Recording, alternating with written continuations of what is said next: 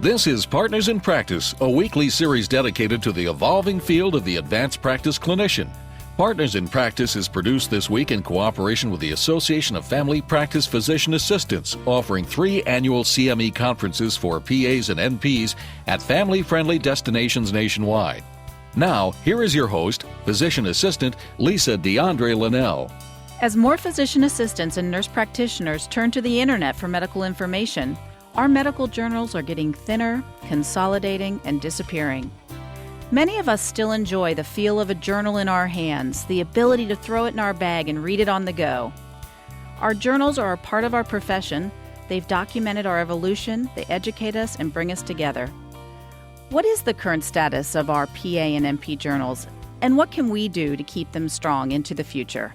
My guest today is physician assistant Gary Falcetano, publisher for Clinician Reviews and Emergency Medicine, and he's here today to discuss professional medical journals for physician assistants and nurse practitioners. Hi, Gary. Welcome to Partners in Practice. Hi, Lisa. Thanks for having me. Gary, in the past few years, there's been a lot of change in the medical publishing industry.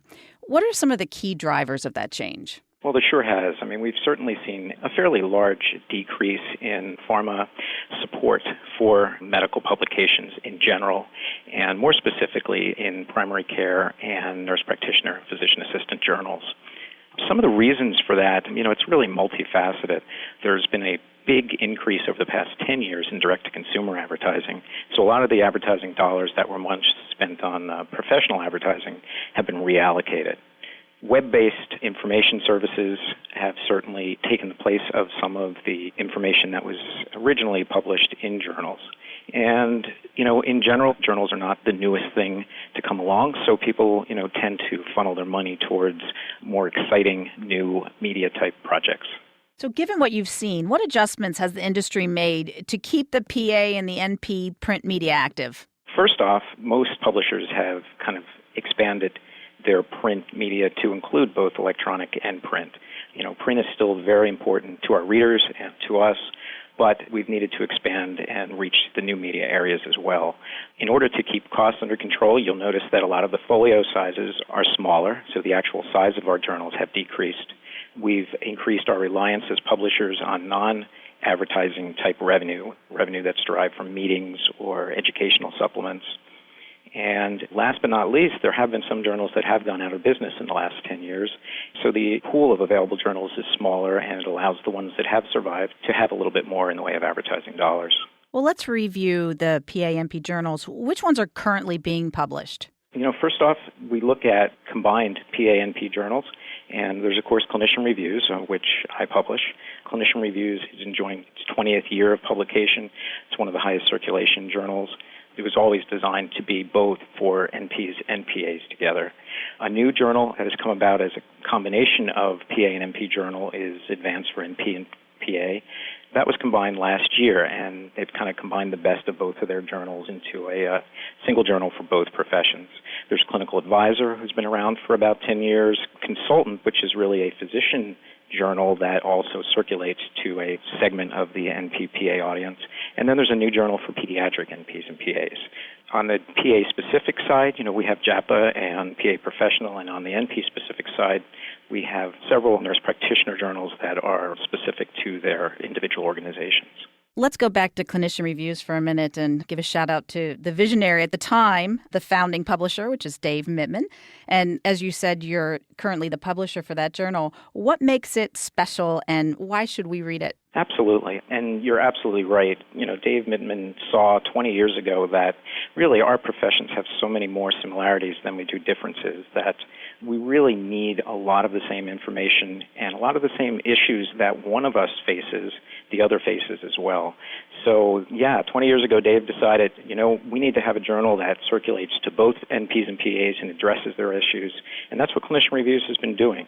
We've always been a very strong clinical type publication. And in the last few years, we've also really emphasized professional issues as well. That's the one thing that NP and PA books can do outside of what you get from regular physician journals. We're able to really address the NP-specific, PA-specific professional issues that physician journals just won't address. We're really most proud of being able to bring both professions together. When Clinician Reviews started, people always spoke about PAs and NPs as two distinct groups. And now almost everywhere you turn, PAs and NPs are thought of in almost the exact same time. Whenever they're referred to, they're always, as referred to as a group as opposed to an individual, one over the other. There certainly has been a lot of change with that, and Clinician Reviews has always been at the forefront of that change. So I love my journals. I read them whenever they come in the mailbox, but I never really think about what I'm getting out of it when I read it. I just read it. So when we sit down to read the journal, what benefits should we be getting from that? It's obvious we're looking for clinical information for most of our journals, and it's very important to get high-quality information. But aside from that, we really need to look at our journal as an outlet for NPs and PAs to be published to their peers. It's very unusual for a physician-only journal to carry PA or NP specifically authored editorial. So, our professional journals for PAs and NPs are essential in allowing us the professional development that comes with publishing and reaching out to our peers. It's important on the clinical side. The journals help us maintain our diagnostic acumen. They help us with career development. They help us find new jobs. Some people see the ads as a negative, but I actually, have really come to appreciate that a lot of times new therapeutics come out and we're just not made aware of them. It's not saying that we rush to use the latest medication that's been approved, but it's really good to be aware of it and not find out about it when your patient comes in asking about it because they saw it on a direct-to-consumer commercial. And, of course, professional issues, as I mentioned before, are very important. We really need to be able to address our professional issues within our journals. If you're just joining us, you're listening to Partners in Practice on ReachMD XM 160, the channel for medical professionals. I'm PA Lisa Dandrea Lenell, and I'm speaking with physician assistant Gary Falcetano, publisher for Clinician Reviews and Emergency Medicine, and we're discussing professional medical journals for physician assistants and nurse practitioners. So, Gary, explain to us, what is peer review? What's the process, and how important is it to the success of a medical journal? Well, peer review is essential to any clinical journal. Medical editing that's done by our journal editors is really the meat and potatoes of a clinical article. But peer review really is what sets an article apart because it really assures medical relevancy of the subject to current practice procedures. It assures the relevance and adherence to national guidelines. And it also gives the editors a clinician's perspective. Many times an editor will know what precisely, what exactly the therapeutic should be, but putting it in a clinical situation and perspective is very important, and that's what comes from peer review. So it takes a lot of people to put out a journal. Let's talk about the skeleton that supports it. Who makes up the team, and what does it take to get that journal to the readers? Absolutely. It is a very large team, and some of it's on-site at the publications, some of it's with our partners. Right at the heart of every journal is, of course, the editors. They're really the unsung heroes.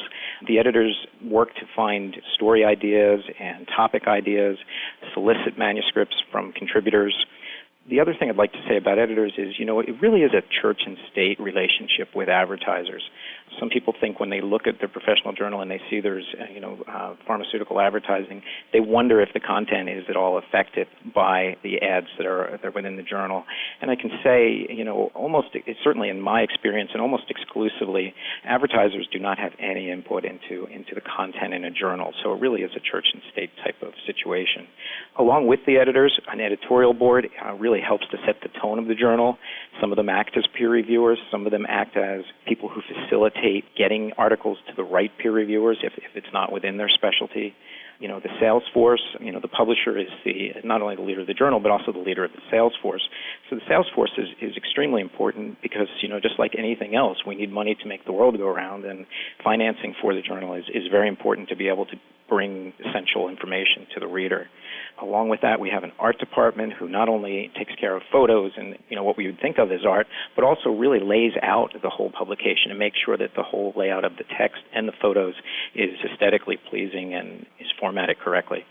New media department that takes the written word and puts it into electronic format for our websites and e-newsletters. The production department that makes sure all of the ads and all of the printed material gets produced at the printer correctly. Circulation department that determines who gets the journal and when they get it. Public relations, marketing, senior management. It could go on and on. There's really a lot of people that go into making sure that the reader gets a quality journal. And last but not least, of course, the post office who delivers the print version. Well, everyone on that list has to generate some revenue. How is revenue generated with the current model? The current model is based a little bit on what we consider the old model of publishing and a little bit on the new model. I mean, journal advertising display ads is still really the key driver for revenue in a journal. In addition, we've had to place increased emphasis on other areas of revenue, things like special projects, doing supplements, doing special types of advertising, even things like cover tips and wraps that help bring attention to an advertiser's product. Well, as someone who values the medical journals, I'd be more than willing to pay for a subscription to maintain them as I see more and more of them disappearing. Do you see some of that coming down the road? Yes and no. I mean, we really have a paradigm that's been established over the past 50 years that, most of our journals, like Clinician Reviews, have not had any subscription fees. And I would agree. I would be willing to pay for that as well. That can be a hard pill to swallow for some clinicians, especially when you're used to receiving something without paying for it.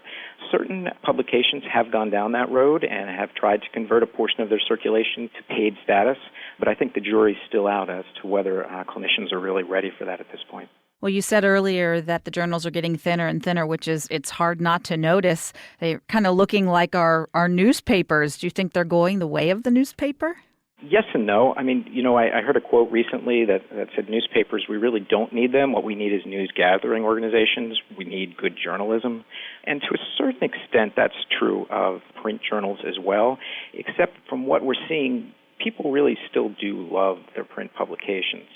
So it's really incumbent upon us as publishers to really deliver and engage readers and deliver information to readers / viewers or listeners, in the case of ReachMD, in their preferred medium. And I think there's plenty of room for everyone, whether it be the print page, whether it be our journals in electronic format, or whether it be other types of media. We are seeing journals being looked at more as a safe harbor in recent years, and advertisers are starting to increase their spends once again. Not a lot, and probably not to the levels that we saw in previous decades, but we are seeing increased support from advertisers, really using journals as a tried and true method to reach their intended audiences. So with the online content, is it the same as what you would get in the journal, or is the e-clinician reviews model different than what you'd read in print? In some cases, it is a little bit different, but certainly with Clinician Reviews, we have what is known as an e-reader version that's available on our website, and that is exactly the same as the print version, and it gives you that type of reader format where you're almost flipping through the pages, so it's kind of an electronic simulation of reading the print journal.